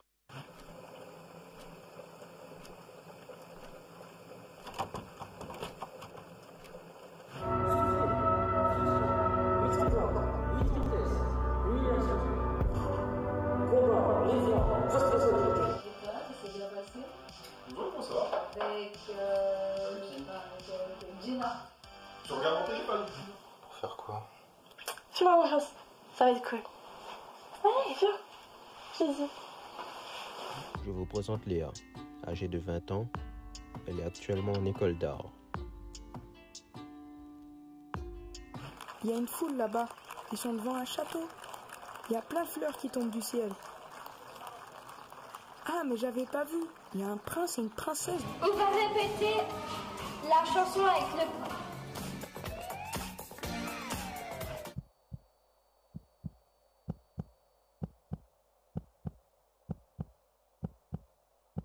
On est face à un tableau de Monet, chant d'avoine aux coquelicots. Il se dessine avec un chant qui est doux comme l'herbe en été.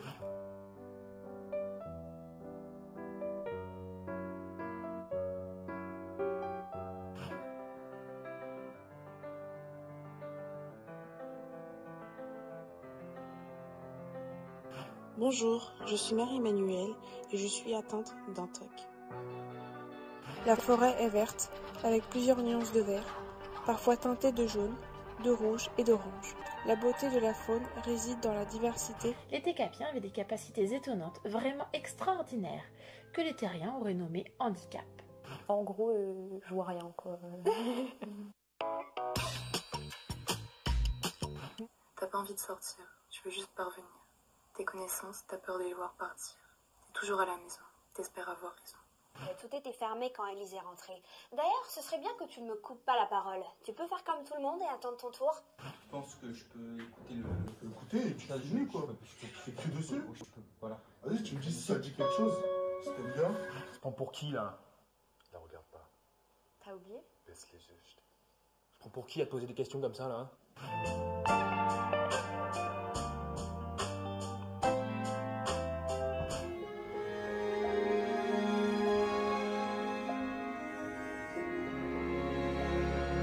On parle bien évidemment du film. Les dents de la mer. Attendez, je laisse.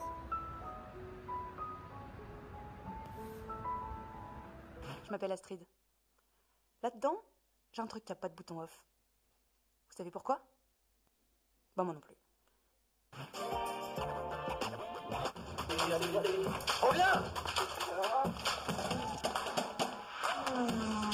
Le sport est souvent considéré comme un vecteur d'inclusion et de dépassement de soi. Salut moi c'est Tom Sauveur, un mec lambda. Vol de la liberté. Ton bulletin, le bulletin qu'on a reçu avec ta mère ce matin. On a découvert tes notes. Tu veux nous en parler peut-être? Ça, c'est moi. Je m'appelle Victoire et tout roule dans ma vie. Et j'ai pris mes lunettes, je les ai vraiment posées sur le bar comme as. Et il a pété un câble, il était mort de rire, ça nous a refait notre soirée. Je pense que je vais me reprendre en main, vous avez toutes les deux raison les meufs. Top en 5. Ah non, excusez-moi, j'ai encore une fois oublié.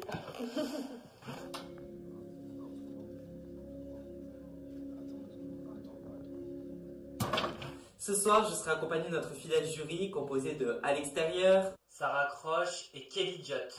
Je sais pas si vous avez remarqué, mais on est quand même à l'arrivée d'une ère où... Chiant, c'est super chiant. Il y a un problème là. Mais on est quoi? Tu veux pas conduire, tu vois rien. T'es sûr que ça va aller? Mais besoin que je t'accompagne. Mais je suis autonome, laisse-moi. Bon, ok. Allez, un petit câlin. Oh là là là là. Qu'est-ce que c'est que cette vieille charrette, sans déconner? On dirait un vieux caddie tapé chaud chez Lidl. Même ma grand-mère est plus stylée avec son déambulateur. Ok les gars, on rentre par là, l'argent est ici, on sort par la vitre derrière. Compris? Compris. Manger l'hydro, les Doliprane, ma trousse. Hey, j'ai oublié le plus important, ma capote. Tu vois? Franchement, dis. T'inquiète, je suis champion régional de fléchette. Bah, je vous l'ai jamais dit, mais je suis diabétique. Ah bon, vraiment? Bah oui. Et du coup, le problème, c'est que si je fais des longues études, à partir du moment où j'aurai le RQTH sur mon CV, forcément les employeurs vont me mettre de côté. Mais pour ça, on va s'équiper. C'est parti. Et voilà. Ok, le gars.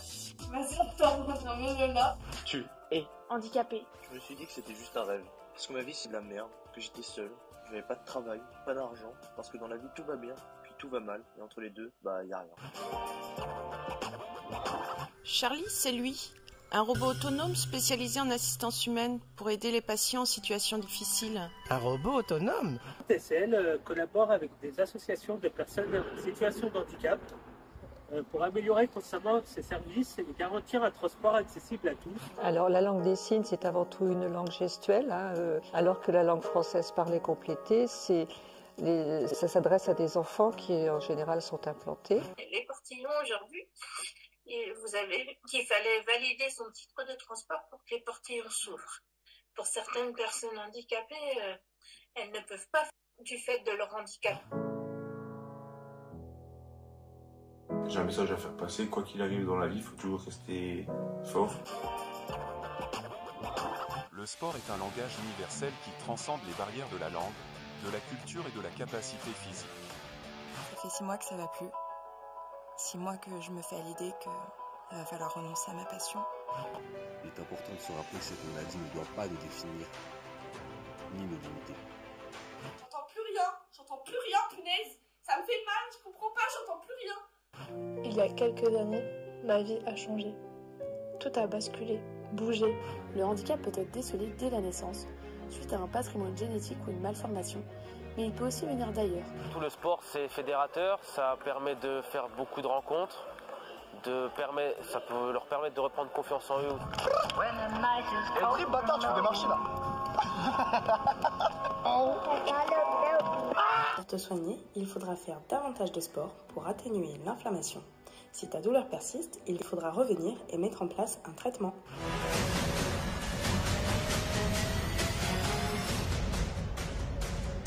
Il y a de la houle, qu'est-ce que c'est? Il y a de la houle, c'est un super projet qui est organisé par des étudiants de l'EM Lyon. Concernant mon handicap, c'est une agénésie du bras gauche que j'ai depuis ma naissance. Donc il me manque l'avant-bras. Le garage 56 qui est dans la compétition automobile au Mans est un endroit où on peut faire d'expérimentation technologique et autres.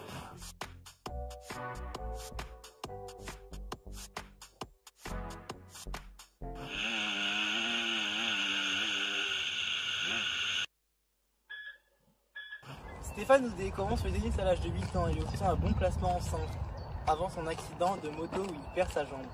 Alors le triathlon, je le pratique de manière un peu structurée depuis 2017. C'est important pour nous d'avoir un basket pour tous et pour toutes. Notre objectif est donc de favoriser l'accès au basket au plus grand nombre. Allez. Je peux faire du développé couché, je peux faire comme des tractions, je fais tout comme tout le monde, sauf que des fois j'adapte les choses, mais...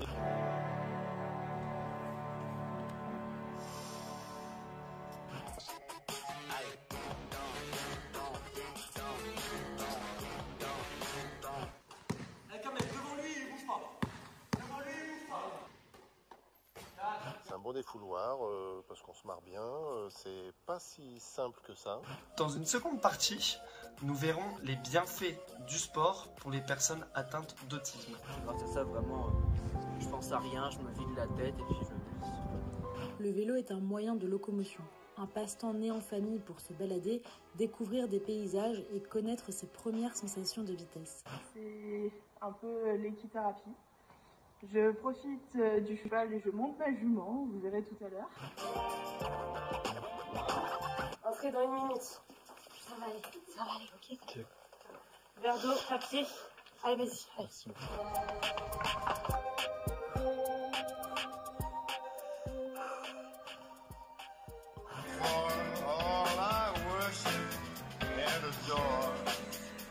Bon, bisous les gars, je prends l'ascenseur.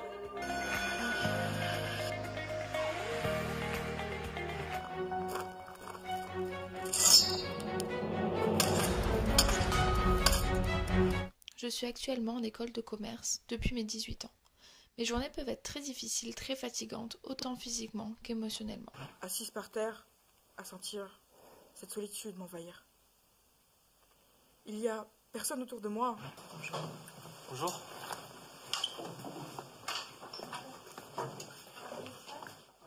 Ça te dirait pas qu'on aille chercher un truc à boire? Vas-y, j'ai soif en plus.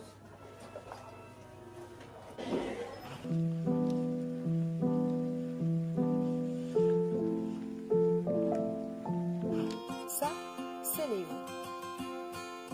Léo est en 5e B au collège des Lumières.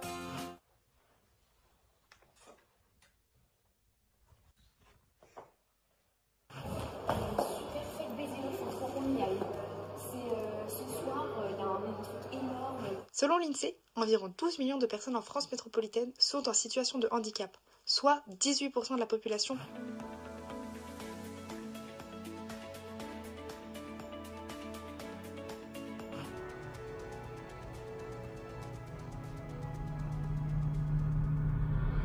Tes mains sont propres. Tu es pas sale.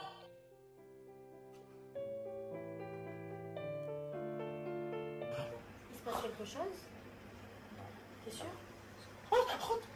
Tu sais, tu peux m'en parler, moi j'aimerais que tu t'intègres à la classe. I have a my body does not function. Happened when I was a baby.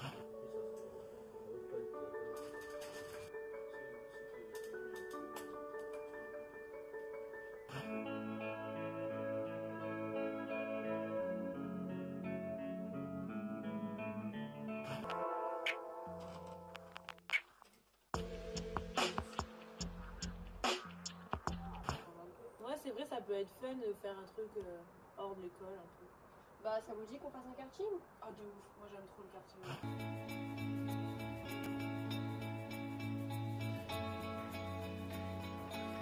Après être passé dans plusieurs écoles supérieures, nous avons remarqué que les aménagements, ils étaient mis en place pour ces personnes en situation de handicap.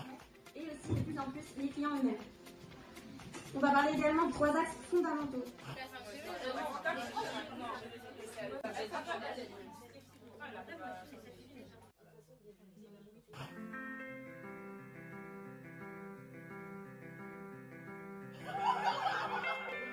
Il peut être aussi difficile pour des personnes handicapées de rédiger les cours et d'être en même temps concentré sur le cours. Nora, je sais que tu as envie de réviser et de réussir ce contrôle, mais c'est tout aussi important de manger. Alors mange. Avoir interrogé tous ces gens, ça sert à quoi? Bonne question, Léa. Le fait d'avoir interrogé tous ces gens nous permet d'avoir différents points de vue. Salut Tim, ça va? Tous les jours c'est pareil, il dit bonjour quand il veut celui-là. Il est bizarre, on dirait un handicapé.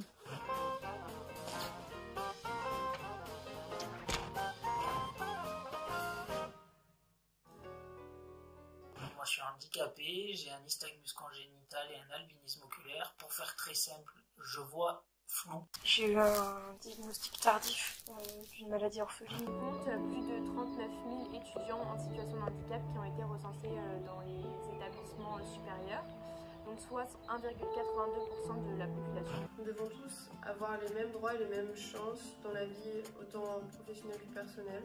On dit souvent que les personnes en situation de handicap ont du mal à être intégrées.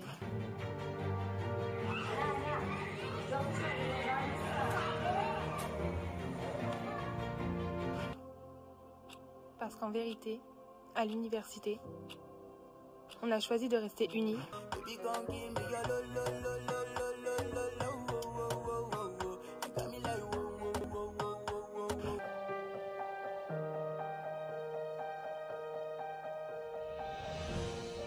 Ouais, dépêche-toi, on va finir par être en retard là. Ouais, j'arrive. Tu peux le faire. Tu peux le faire. Tu peux le faire. Tu peux le faire. Allez, tu peux le faire.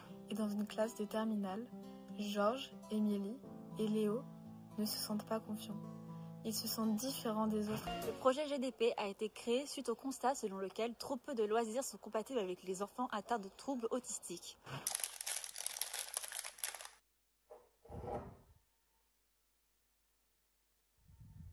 Tu veux rentrer? En ce moment. Ouais, vraiment. Tu veux rentrer vraiment? Déjà, lis-moi ce qu'il y a écrit là sur la feuille là.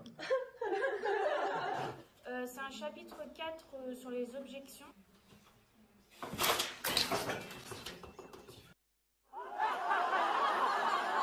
Parce qu'il y a un énorme tabou, je trouve, au niveau handicap, qu'on me pose des questions, je voudrais pas trop me gêner. Moi, ça me dérange pas qu'on me pose des questions. Moi c'est Alex, et je suis muet. Ceci est ma voix intérieure, et je vais vous raconter mon histoire. Les bétons, ton dossier pourra pas refuser. Puis arrête, t'es irréprochable, t'es toujours disponible. C'est bon, tu vas tout défoncer, c'est sûr, ok?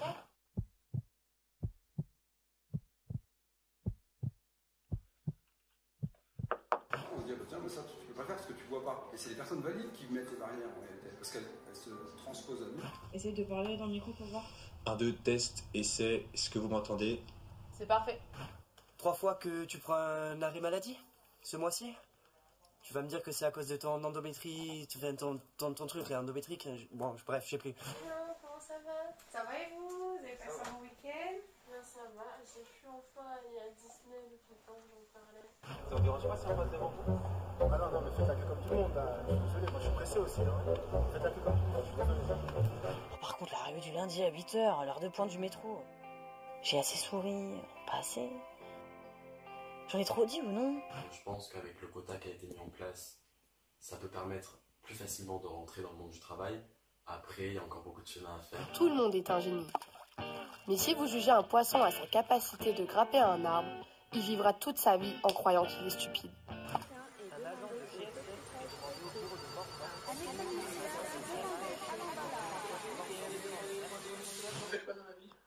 Je suis étudiante. Et je crois que vous recherchez une place éducatrice. Paul ne se laisse pas décourager par ces difficultés et travaille 2 fois plus dur pour les surmonter. Il utilise des outils de design. Des étudiants aussi qui m'ont toujours accompagné, qui ont toujours été prêts à rendre service quand il y avait besoin à certains moments, comme un prof à part entière. Le petit souci, c'est les embouteillages. Pour moi, la menuiserie, c'est fini. Non, c'est pas vrai. Je suis dégoûtée pour toi. Il n'y a pas quelque chose qui te plairait à faire? Alors, il me semble que tu es inscrite en formation en avril. Oui. David est développeur site web et aveugle. À travers son métier, il permet au site web d'être plus accessible aux personnes en situation de handicap. Atteinte de dyslexie, qui a décidé d'en faire une force et est apparue dans plusieurs films très connus et qui est l'une des rares actrices à avoir remporté un Oscar.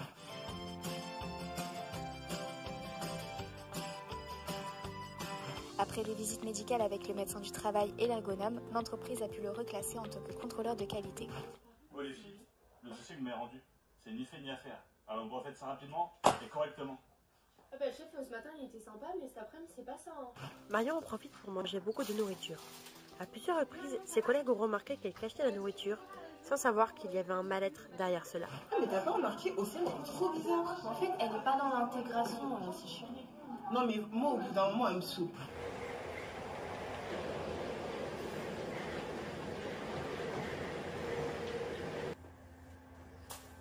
Tiens Marianne, l'adresse du client que tu m'as demandé. Merci. Mais il y a un problème dans l'adresse, t'as mélangé les lettres et les chiffres.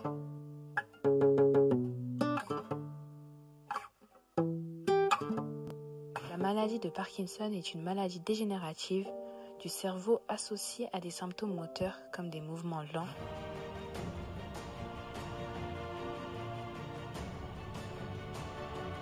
Je suis au regret de vous informer que nous ne donnerons pas suite à votre candidature. Je suis désolée, malheureusement. Je suis désolé, je crois que ça va pas être possible. Et puis un jour, grâce à sa persévérance, Joy reçoit un appel pour l'entretien qu'elle a passé et elle est ravie de découvrir qu'elle a obtenu le travail qu'elle voulait. Je suis avec des enfants qui ont des troubles du comportement et on va dire ce que j'ai à faire, c'est juste aller les chercher dans un IME. Je dois me battre contre toi, tout en apprenant à te faire une place dans ma vie. Voilà, j'ai marché sur une mine, donc j'ai eu tout le pied, tout l'avant du pied qui est resté accroché, donc j'ai marché avec le talon sur la mine, ça m'a tout arraché. Oh, c'est ça? Oui, exactement. Bah ouais, dans le fauteuil, dans la voiture, je prends pas. Ah. Cette première tentative n'a pas marché et le chauffeur ne m'a pas accepté. Accompagner les situations individuelles. Orienter vers le bon interlocuteur. Communiquer et sensibiliser.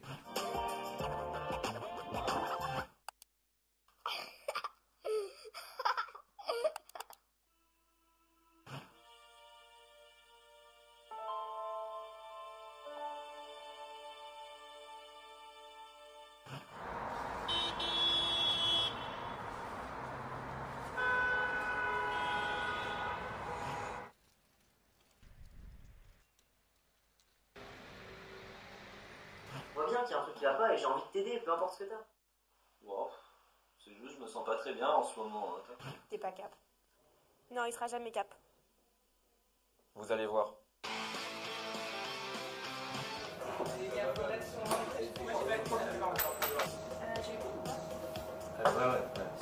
Au début c'était un choc, mais on s'est très vite adapté au fur et à mesure parce que il pouvait plus marcher certes, mais il pouvait encore utiliser ses bras du coup. Et merde.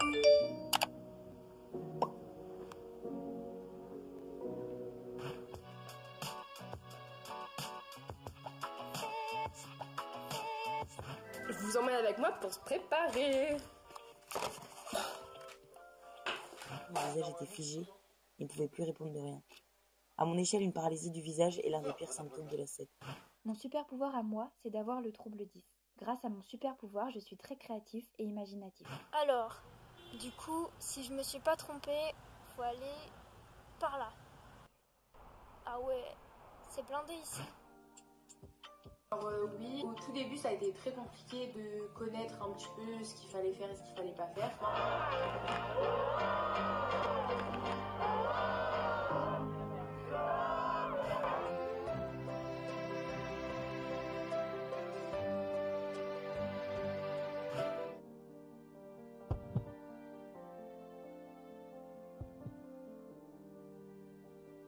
Dans les transports en commun, au travail, à la caisse d'un supermarché ou tout simplement pour prendre l'ascenseur. Ta première rentrée, une épreuve pour tous. Pour toi aussi surtout.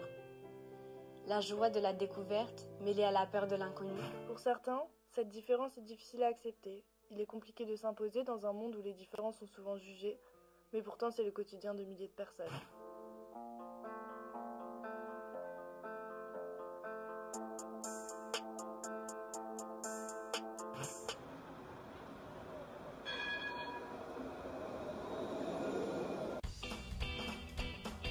Tom décide de se rendre à sa boîte aux lettres et il découvre un courrier du ministère de l'Intérieur avec son nom dessus.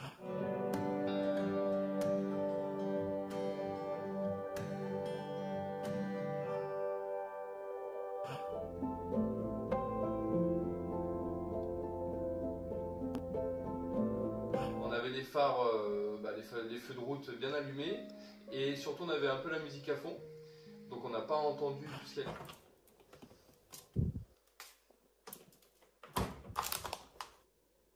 C'est dans ta tête, hein.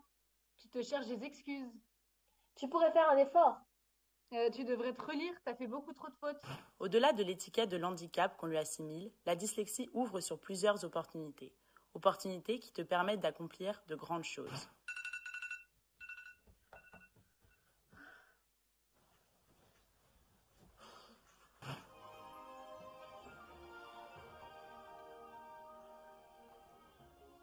Il y a de l'insuline qui circule dans la tubulure, un réservoir avec 300 mg d'insuline dedans.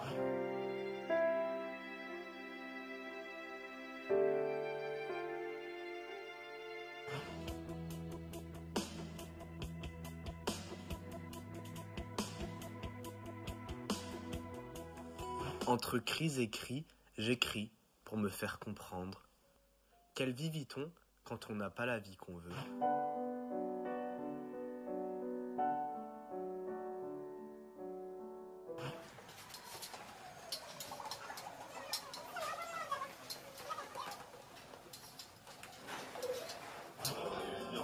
Là ? Oh là là.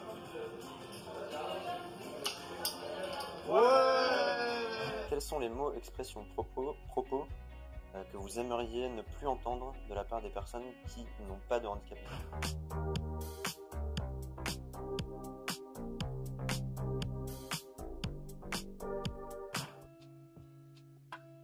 J'ai eu un camion qui arrivait en face de moi, qui était sur l'autoroute, qui m'a poqué pleine face. Ça m'arrive très souvent pendant la journée de faire des pré-syncopes et d'avoir besoin de m'asseoir et mettre ma tête dans les genoux pour que ça aille mieux. Ensuite, je prends la suite de mon traitement. Pour Léo, c'est devoir se déplacer dans les transports en commun qui va devenir une épreuve, en faisant face aux petits regards amusés par ses gestes encore maladroits. Il est important de noter que chaque personne présentant un trouble borderline peut présenter ses traits de manière différente et que le diagnostic doit être posé par un professionnel de la santé mentale. Raphaël, en rouge, Rocky Balboa. Allez. Allez, vas-y.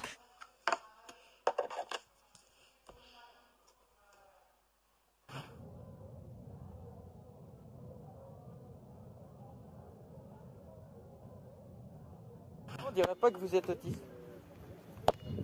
Je vous trouve courageux. Je vous admire même. Bienvenue sur Radio PCS, il est 7h du matin et aujourd'hui on se retrouve avec Inès qui est représentante de l'association Orcandi.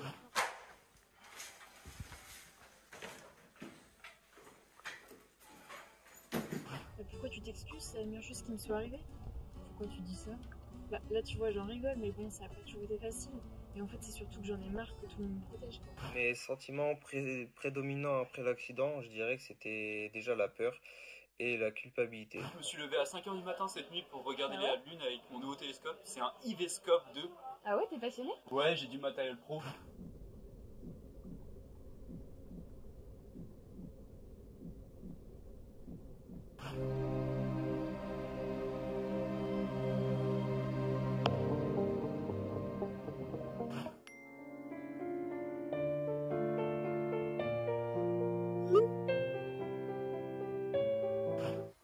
Bonjour, monsieur Ben, PDG de l'entreprise. Merde, j'y ai connu tout à l'heure. Je pensais éliminer un concurrent et au final, j'ai juste enfermé PDG. Bon bah du coup, soyez indulgents parce que ça peut toucher n'importe qui autour de vous et vous serez pas forcément au courant. Donc peace and love les mecs.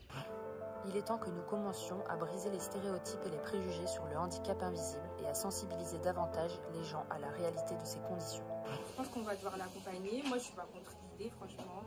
Mais c'est vrai que ça peut être compliqué au début, mais si tout le monde s'adapte, ensuite c'est simple. Hein.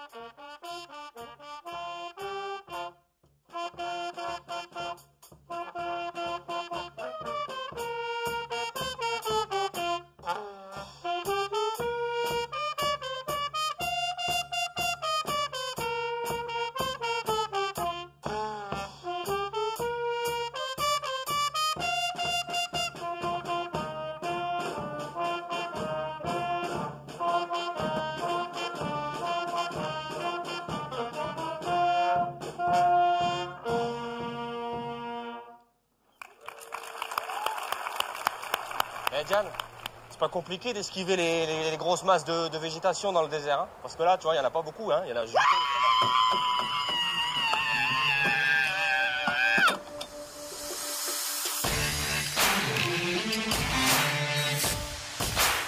Qu'est-ce qui vous ferait plaisir? Je ne veux pas me contenter de survivre. Je veux vivre réellement.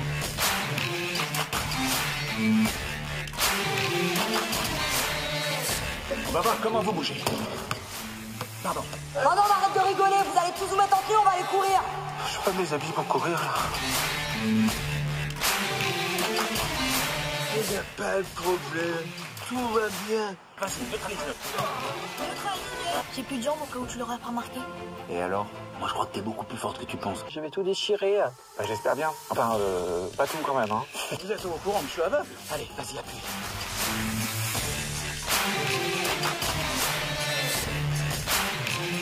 T'as vachement l'air en forme pour un handicapé. Bah, moi, je trouve que t'as l'air bien crevé pour un mec en pleine forme.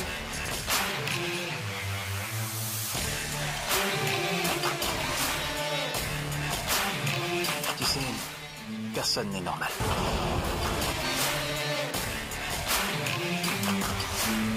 T'as pas peur? Peur de quoi?